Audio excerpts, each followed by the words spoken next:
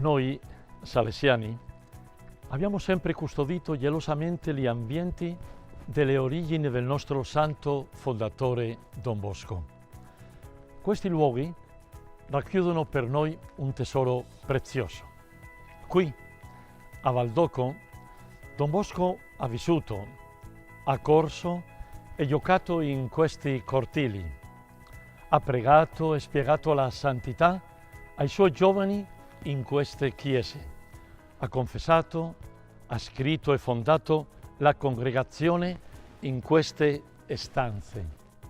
Qui c'è la memoria viva delle nostre origini e vedrete spazi poveri e semplici che sono frammenti iniziali di un'avventura educativa che oggi raggiunge 134 nazioni.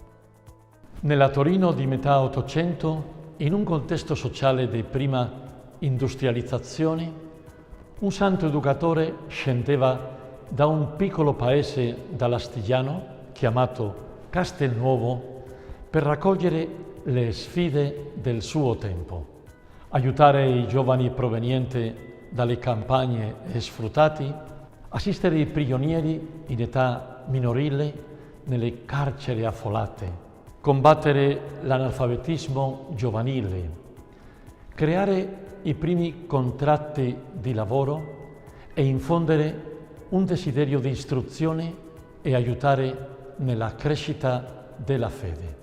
Torino aveva bisogno di Don Bosco, della sua creatività e della sua generosa capacità pedagogica e organizzativa, unita a una straordinaria carità nei confronti soprattutto dei giovani e ragazzi senza famiglia. È così che nasce Valdocco. Questa cittadella custodisce nel suo cuore gli ambienti di vita del primo oratorio salesiano e la Basilica di Maria Ausiliatrice, centro di spiritualità e luogo di devozione al servizio della fede. È da qui che nel 1875 partirono i primi missionari salesiani col desiderio di annunciare il Vangelo secondo lo stile salesiano della ragione, della religione e dell'amorevolezza, vuol dire il sistema preventivo. E per noi, salesiani di Don Bosco, custodire un ambiente ricco di vita, di storia e di spiritualità è una consegna doverosa che ci viene dal passato, ma che è molto importante per l'oggi e il domani.